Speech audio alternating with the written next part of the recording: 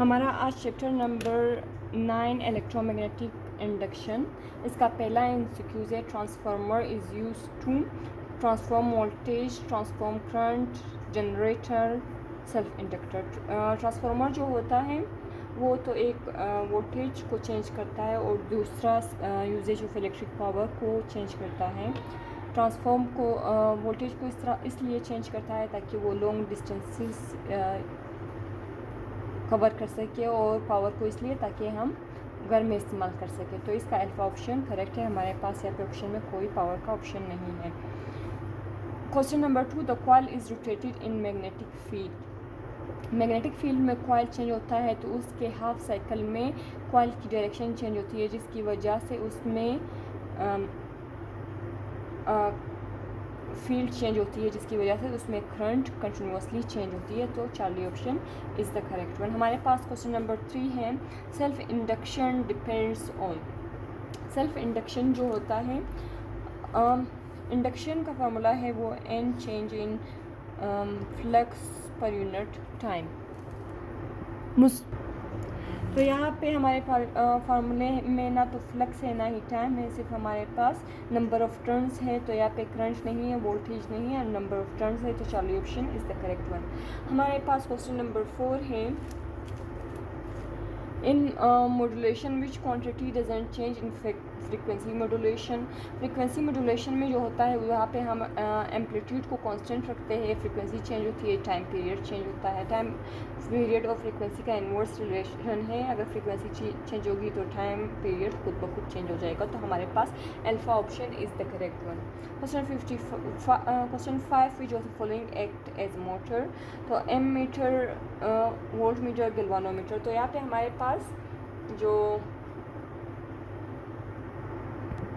यहाँ पे हमारे पास ऑल ऑफ देम करेक्ट है। हमारे पास क्वेश्चन नंबर 7, यहाँ पे ऑल ऑफ देम करेक्ट है। हमारे पास question number 6, when transformer is heated, which of the following decreases? Current, voltage, magnetic induction. तो हमारे पास यहाँ पे करंट डिक्रीज होता है due to waste of current, eddy current जिसे हम कहते हैं, जिसकी वजह से हीटिंग होती है। तो यहाँ पे वेस्टेज ऑफ करंट होता है तो करंट डिक्रीज होता है। तो alpha option is the correct one, delta नहीं। Question number 7, an open circuit test transformer is used to measure the loss. जो ओपन सर्किट का ट्रांसफार्मर होता है वो लॉस इन कोर लूज को मालूम करने के लिए यूज़ होता है। इसकी जो सेकेंडरी वाइंडिंग होती है, इसकी सेकेंडरी वाइंडिंग में जो होती है वो ओपन सर्किट रखा जाता है, open circuit.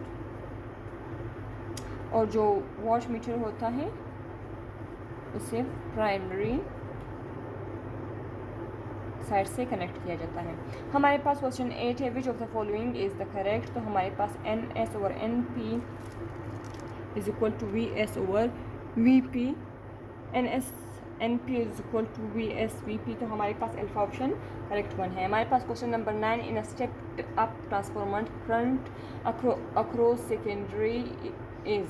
Step up transformer में जो होता है उसमें करंट डिक्रीज़ होता है, स्टेप डाउन में इंक्रीज़ होता है। तो यहाँ पे secondary current across secondary is less. Beta option हमारे पास करेक्ट वन है। हमारे पास क्वेश्चन नंबर 10 है, basic source of magnetism is magnetic domain, no magnetic dipoles, no charge moving in magnetic field. Magnetic field में जब चार्ज मूव करता है तो वो मैग्नेटिज्म की बेसिक सोर्स है। हमारे पास question 11, find the turn ratio of V S over V P is equal to 2। तो टर्न रेशियो जो है वो 2:1 है, यहाँ पे हमें खुद दिखाई दे रहा है 2:1। क्वेश्चन नंबर 12 जो है हमारे पास, एसी जनरेटर चेंज करंट।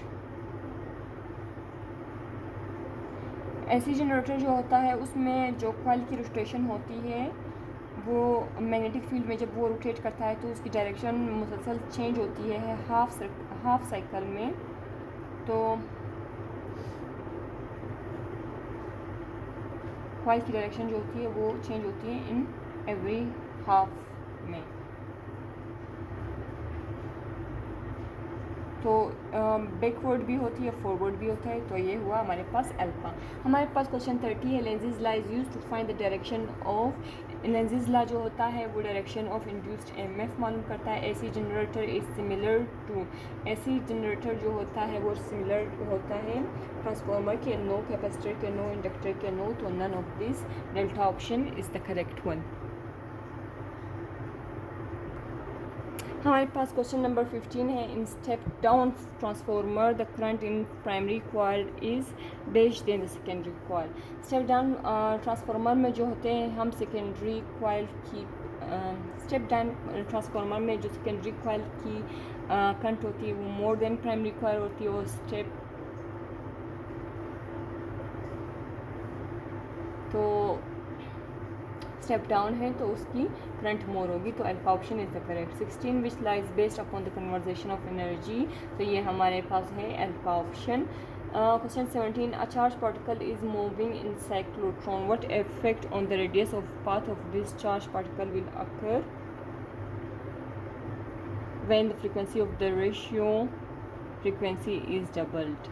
तो ये फ्रीक्वेंसी पे कोई भी इफ़ेक्ट नहीं करता है, इस पे फ्रीक्वेंसी का कोई रिलेशन नहीं होता है, तो हमारे पास delta option. Question 18, a moving conductor coil produces an induce EMF, this is accordance with. तो जो मूविंग कॉइल है वो एक इंड्यूस्ड ईएमएफ फाइंड करता है, ये जो होता है ये हमारे पास फैराडेज लॉ की डेफिनेशन है। हमारे पास question 19, Faraday's law are consequences of the conservation of energy, तो हमारे पास बीटा ऑप्शन है। Question 30, what is EMF. EMF जो होता है वो हमारे पास वोल्टेज है, ईएमएफ की हम यूनिट देखें तो वो भी वोल्ट है, वोल्टेज की देखें तो वो भी वोल्ट है, तो हमारे पास डेल्टा ऑप्शन। फोर्स तो न्यूटन है, करंट एम्पेयर है, और फ्लक्स जो होता है वो वेबर है। हमारे पास question 21, voltage induced in secondary coil of transformer is given by, तो ये है हमारे पास N S multiply by V P over N P, तो हमारे पास बीटा ऑप्शन करेक्ट है। हमारे पास question 22, power loss in the actual transformer is due to small output, eddy currents and magnetic hysteresis, तो हमारे पास बीटा ऑप्शन करेक्ट वन है। हमारे पास question number 23, the output voltage of a transformer is 3 times the input voltage, then the turn will be, तो the turn ratio will be, जब हम transformer को आउटपुट वोल्टेज को 3 times करना चाहे तो हम नंबर ऑफ टर्न को 3 टाइम इंक्रीज़ करते हैं, तो रेशियो हमारे पास 3 आ जाएगी, beta option. Question 24, when a wire loop is rotated in a magnetic field, the direction of induced EMF changes in every half revolution, तो हमारे पास बीटा ऑप्शन करेक्ट है। हमारे पास question 25, what is the function of transformer?